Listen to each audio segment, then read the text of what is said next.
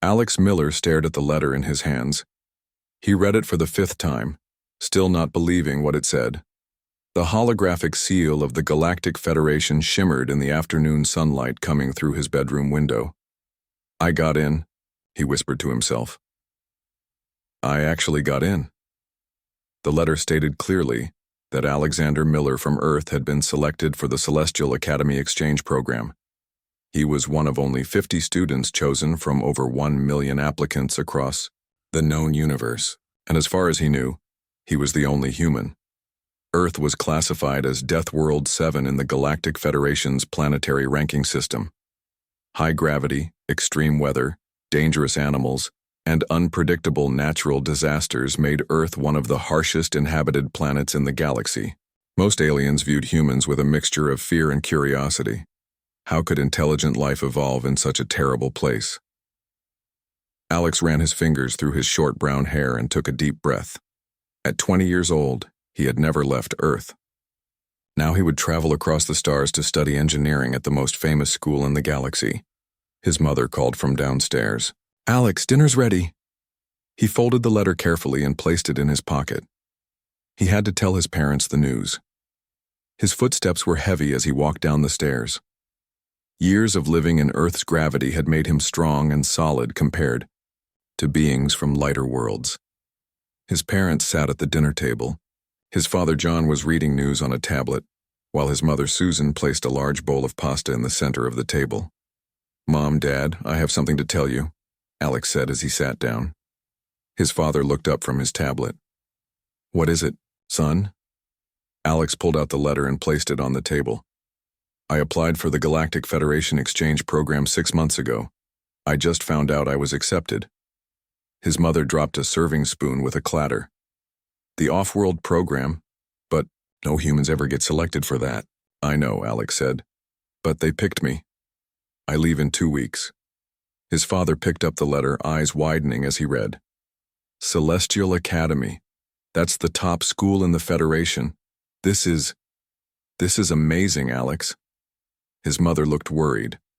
"But it's so far away. And how will you... aliens don't exactly like humans. They think we're dangerous." Alex nodded. "That's why this matters so much. I can show them we're not just violent Deathworlders. We have a lot to offer." The next 2 weeks passed in a blur. Alex said goodbye to his friends, packed his specially designed luggage, and prepared for life in lower gravity. The Federation sent him training videos and adaptation exercises, but nothing could truly prepare a human for life among the stars. On his last day on Earth, Alex stood in the backyard looking up at the night sky. Tomorrow, those distant points of light would become real places with real people, though most wouldn't look anything like people from Earth. Nervous? Alex turned to see his father walking toward him. "A little," Alex admitted. "What if they're right about us? Humans have fought a lot of wars. We can be violent." His father placed a hand on his shoulder. "We evolved on a harsh world, so we learned to be tough. But that's not all we are. We're also curious, adaptable, and compassionate. Show them those qualities, and you'll do fine."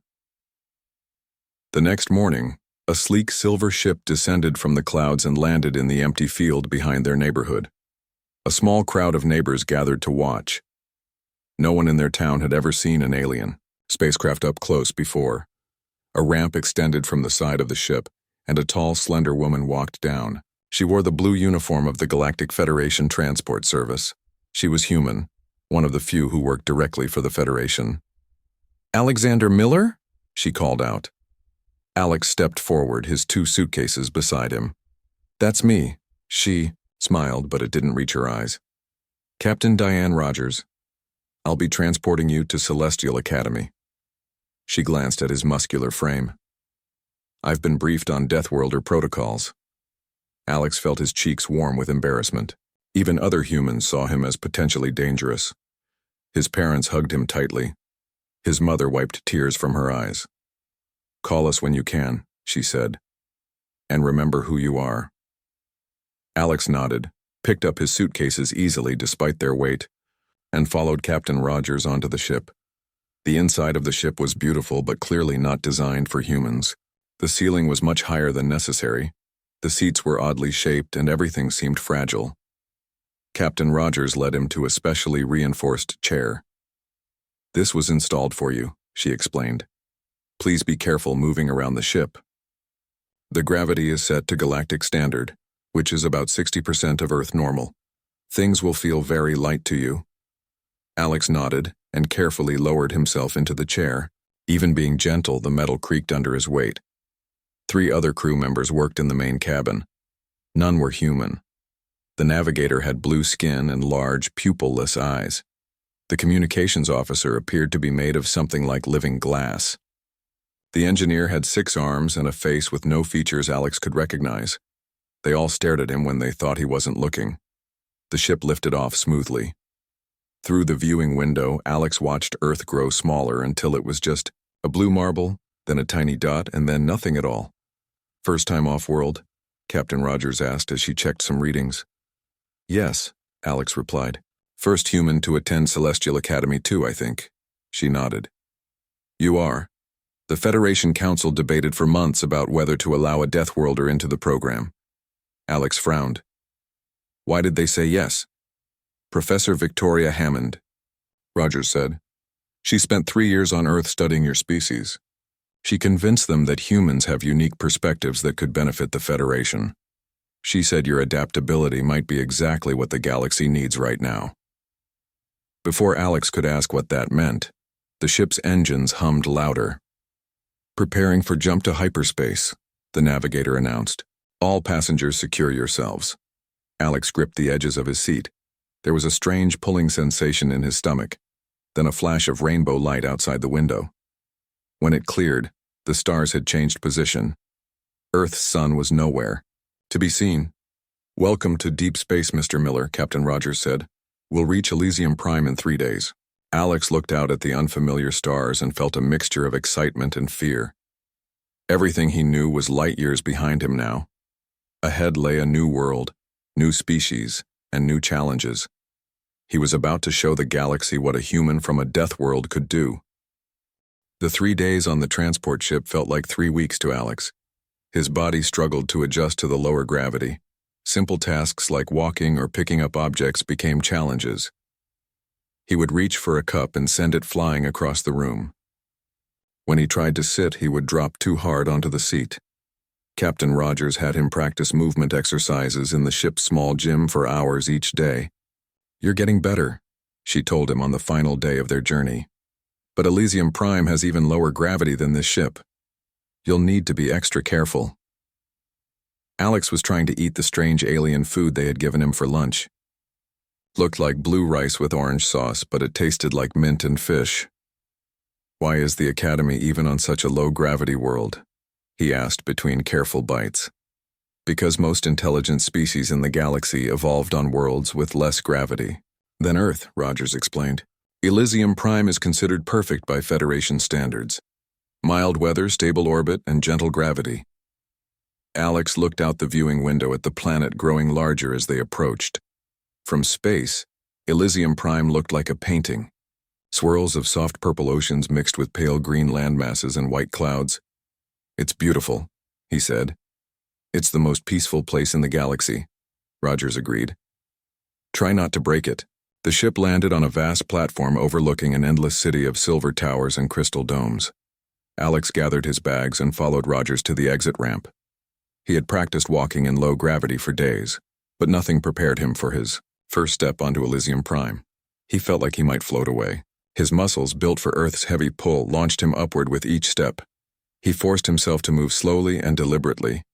A group of officials waited at the bottom of the ramp. Most were clearly non-human, with body shapes Alex had never seen before. But one man stepped forward who looked human. He was elderly with white hair and wore elegant robes with the Celestial Academy symbol. "Alexander Miller," the man said, extending his hand. "Welcome to Elysium Prime.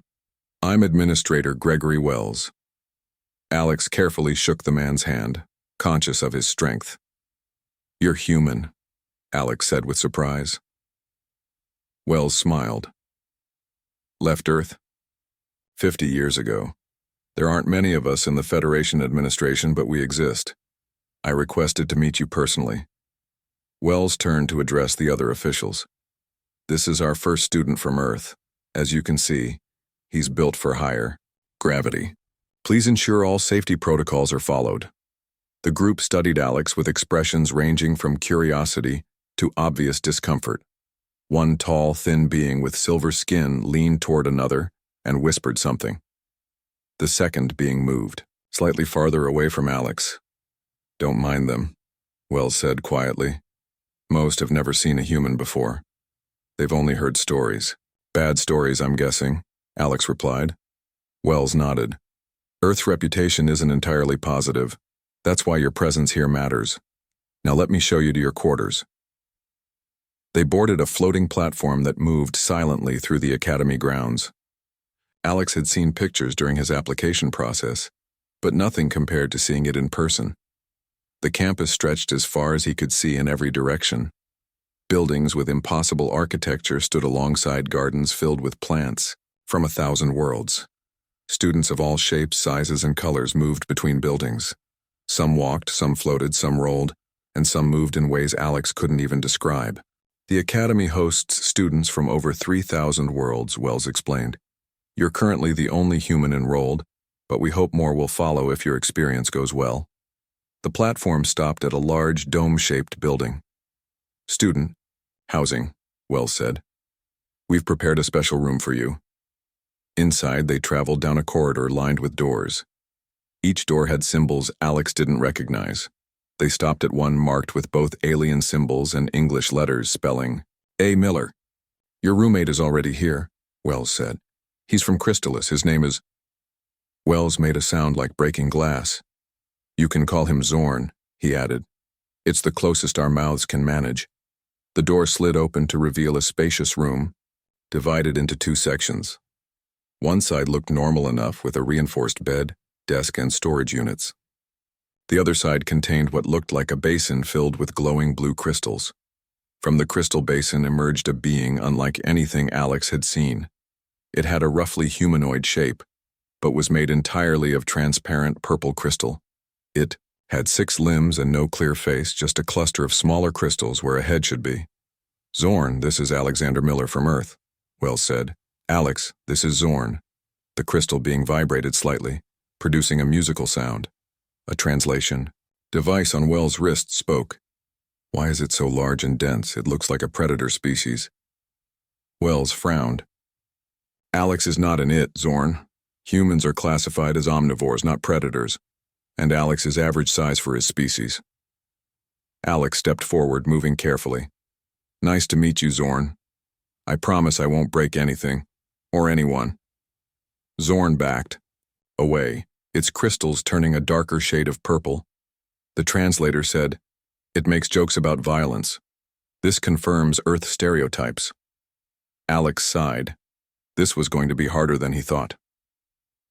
Wells placed a hand on Alex's shoulder. Give it time. Now rest today and prepare for orientation tomorrow. Your student guide will arrive in the morning to show you around. After Wells left, Alex unpacked his things, while Zorn watched from across the room. The silence was uncomfortable. So, Alex said eventually, What do you study? Zorn vibrated.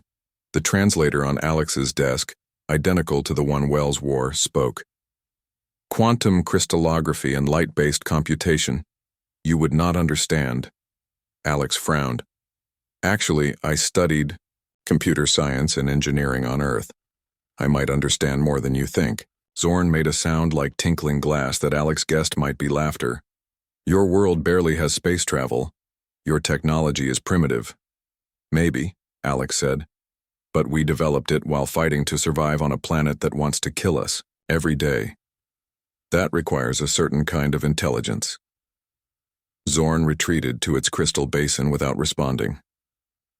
Alex sat on his bed, feeling the strange softness of the mattress designed for lower gravity. He took out a small photo of his parents and placed it on his desk. Tomorrow would be his first real day at Celestial Academy. He needed to prove that humans deserved to be here, that they had something to offer the galaxy. It wouldn't be easy, but nothing in his life ever had been. That was the advantage of coming from a death world. Hard wasn't the same as impossible. Alex woke to the soft chime of his alarm. For a moment, he forgot where he was. The ceiling above him was too high, the air smelled too clean, and his body felt strangely light. Then he remembered.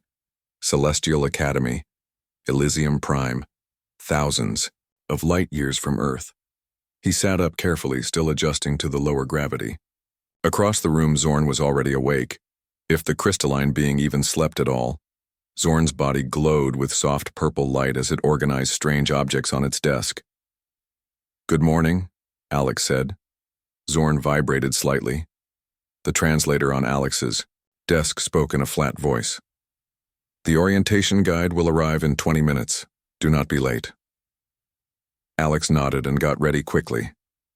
He had been given several sets of academy uniforms. Simple gray jumpsuits made of a lightweight material that adjusted to fit the wearer's body shape. As he put one on, he noticed it stretched easily over his muscular frame. A gentle knock came at their door exactly 20 minutes later. When it slid open, Alex was surprised to see a being that looked almost human. She was tall and slender, with pale blue skin, silver hair, and large eyes without pupils. She wore the same gray uniform as Alex. "Alexander Miller? I am Nara, your orientation guide," she said. Her voice had a musical quality to it. "I am from Azura, a colony world established by early human explorers who interbred with the native species. We are distant cousins, you might say." Alex smiled, relieved to meet someone who didn't immediately fear him. "Nice to meet you, Nara. Please call me Alex." She nodded politely. "This way, Alex. Your first class begins in 30 minutes. We should hurry." They left the dormitory and entered one of the many transparent tubes that connected buildings across the campus. As they walked, Nara explained the academy's layout and basic rules. "Your schedule has been customized to account for your physical differences," she said. "Most of your classes will be in buildings with reinforced structures." Alex frowned. "Am I really that much of a problem?" Nara glanced at him. "You come from a world with gravity nearly twice our standard. Your bones and muscles are much denser than most species here. What feels like a gentle touch to you could seriously injure many students." They arrived at a large building made of something that looked like marble but shimmered with inner light. Inside, they entered a classroom with rows of desks arranged in a semicircle around a central platform. "This is your quantum physics class," Nara said. "Your assigned seat is there." She pointed to a desk that looked more solid than the others. Alex thanked her and made his way to the desk. As he sat down, he heard the material creak under his weight. Other students were arriving now, and every one of them noticed him. Some pointed, others whispered, and most chose seats as far from him as possible. Only one student, a young woman who appeared fully human, took the seat next to his. She had dark skin and curly black hair tied back in a neat bun. "You must be the Earthling," she said.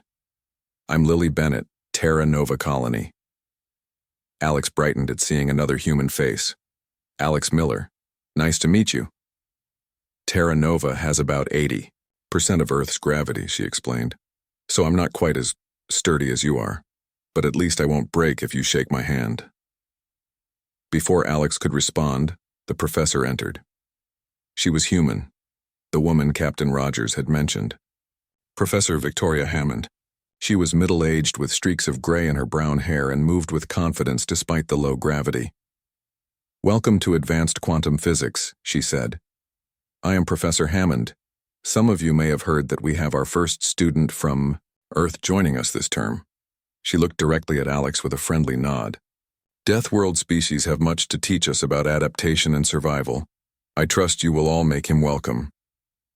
Despite Professor Hammond's words, Alex could feel the discomfort from the other students. Only Lily seemed unbothered by his presence. The class itself was challenging but not impossible. Earth's education system had prepared Alex well for the technical content. What he wasn't prepared for was the physical environment. The stylus felt too light in his hand. When he tried to write notes, he pressed too hard and broke it. When he raised his hand to answer a question, He moved too quickly and startled the students around him. After quantum physics came engineering principles. The professor, a six-armed being named Professor Cruel, didn't hide his skepticism about Alex's abilities. Today we will begin with delicate calibration of anti-gravity components, Cruel announced. Earth student, try not to destroy the equipment. The engineering workshop was filled with devices and tools Alex had never seen before. The students were divided into pairs, and Alex was matched with a small amphibian-like being who looked terrified to be near him. I'm Alex, he said gently. Blinn, the amphibian responded in a squeaky voice. Please be careful with the tools. Alex tried his best, but his fingers were too large and strong for the delicate equipment. When he attempted to adjust a tiny component, it snapped between his fingers. When he sat on the workshop stool, it collapsed beneath him. Each mishap added to his frustration and the other students' fear. By lunchtime, Alex felt completely defeated. The dining hall was enormous, with thousands of students eating foods from across the galaxy. Alex found a reinforced table in the corner and sat alone with his tray of food, specially prepared with Earth-like nutrients. To his surprise, Lily joined him a few minutes later. Rough morning? She asked. Alex nodded. I broke 3 tools, 1 desk and a chair. Everyone thinks I'm a clumsy monster. Lily shrugged. They just don't understand Deathworlders. On Terra Nova, we study Earth history. Your people survived ice ages, wars, diseases, and still made it to the stars. That takes more than just strong muscles. Alex was about to respond when a tall, insectoid student approached their table. It had 4 arms, 2 legs, and compound eyes that reflected rainbow colors. You are the Earth human? It asked in a clicking voice. Alex nodded cautiously. I am Mektar, the insectoid said. I observed your difficulties in engineering class. Your strength broke the tools, but your solution to the calibration problem was unconventional and effective. Alex blinked in surprise. He hadn't thought anyone noticed that he'd completed the assignment despite his struggles. Thanks, he said. Would you like to join us? Mektar's mandibles clicked. Perhaps another time. I simply wish to inform you that not all students view your presence negatively. Diversity of experience creates innovation. As Mektar walked away, Alex felt slightly better.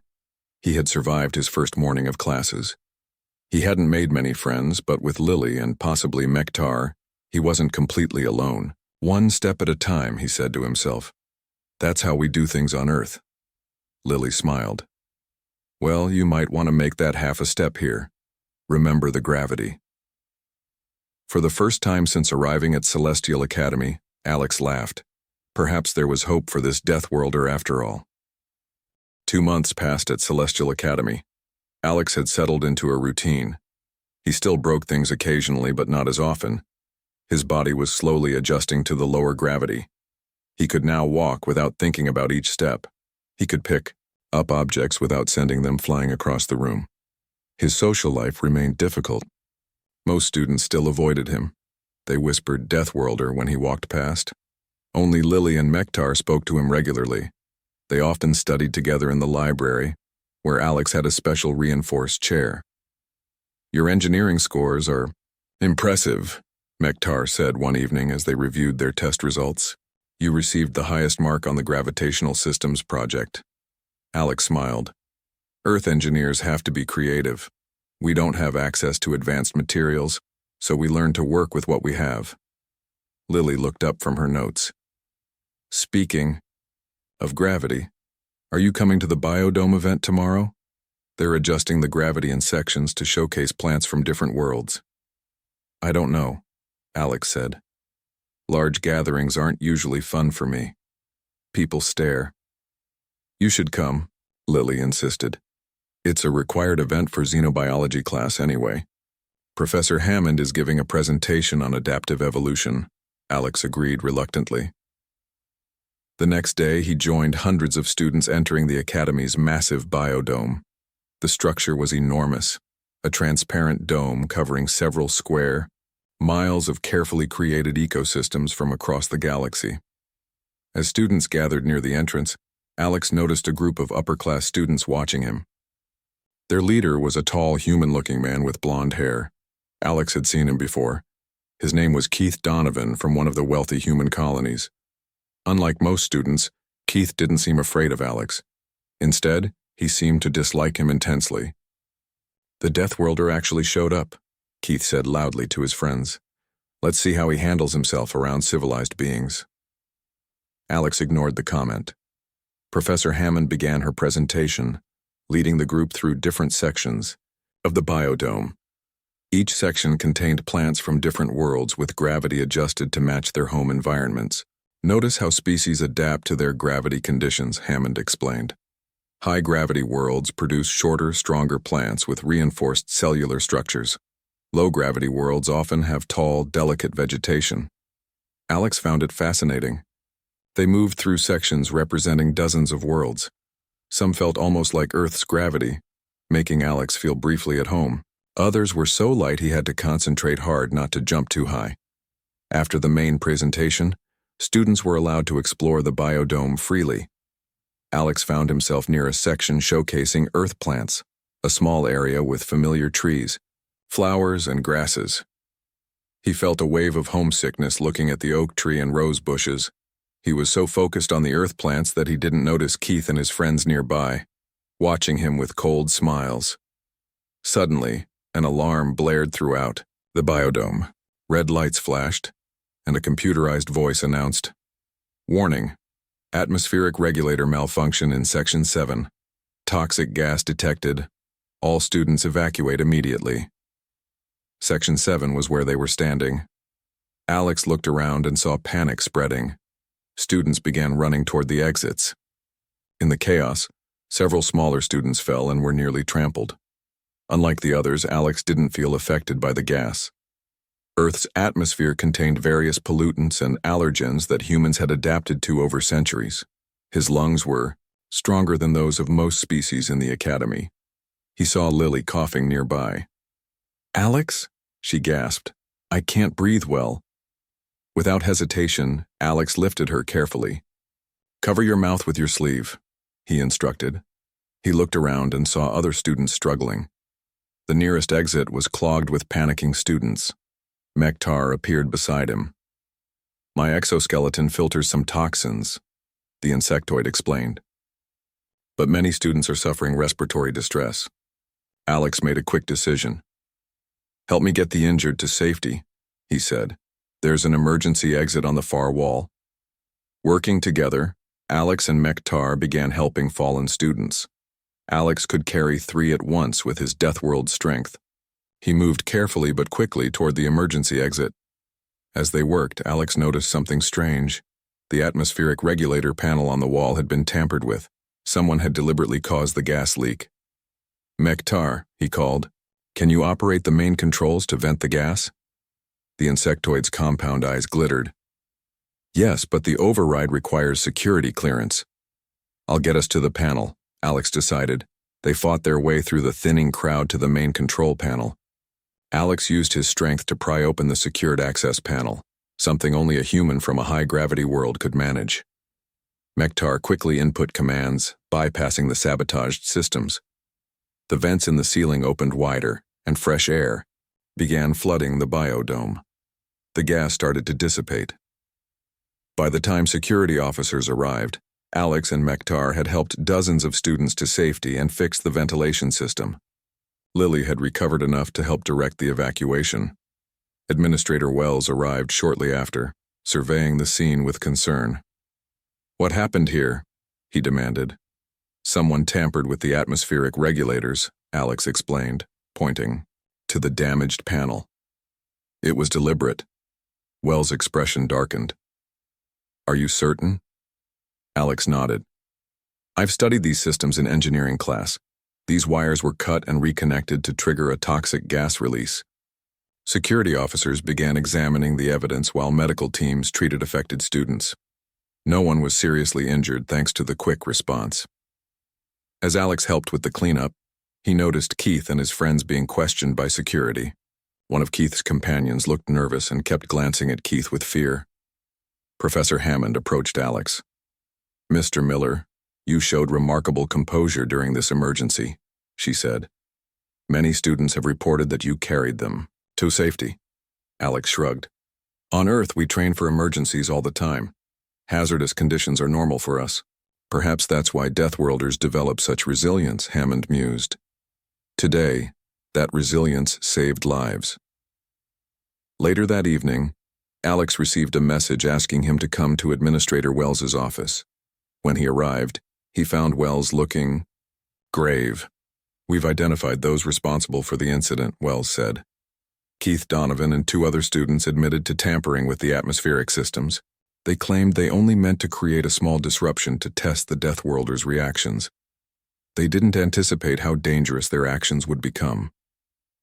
Alex wasn't surprised. What happens to them? They've been suspended pending a full disciplinary hearing, Wells said. But I wanted to personally thank you. Your actions today demonstrated exactly why the Federation needs to reconsider its views on Deathworld species. Traits that evolved for survival can benefit everyone in a crisis. For the first time since arriving at Celestial Academy, Alex felt truly valued not despite being from Earth but because of it. News of the Biodome incident spread quickly through Celestial Academy.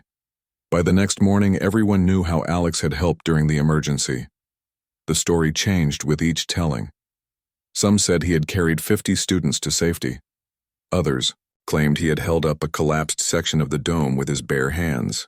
None of these exaggerated stories were true, but they changed how people viewed the human from Earth.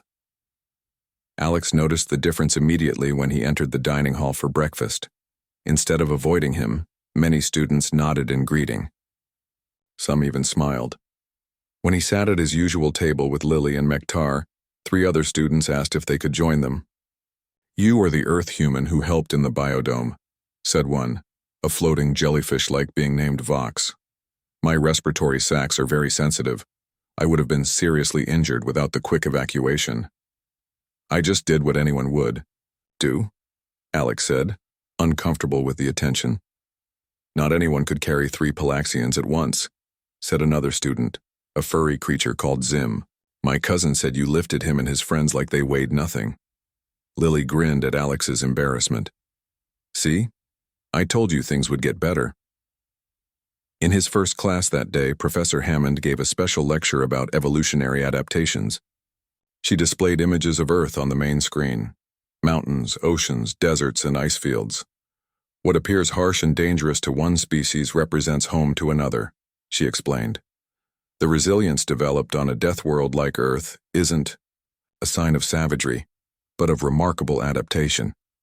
Yesterday's incident demonstrated how these traits can benefit our entire community. Alex listened with a strange mix of pride and humility. For the first time, someone was describing Earth's challenges as something positive rather than something that made humans dangerous. After class, Administrator Wells sent a message asking Alex to come to the landing pad. When he arrived, he was surprised to see the familiar shape of Captain Rogers' transport ship descending from the sky. Wells stood waiting as the ship landed. Captain Rogers has returned to Elysium Prime for supplies, he explained. She specifically asked to see you. The ship's ramp extended, and Captain Rogers walked down.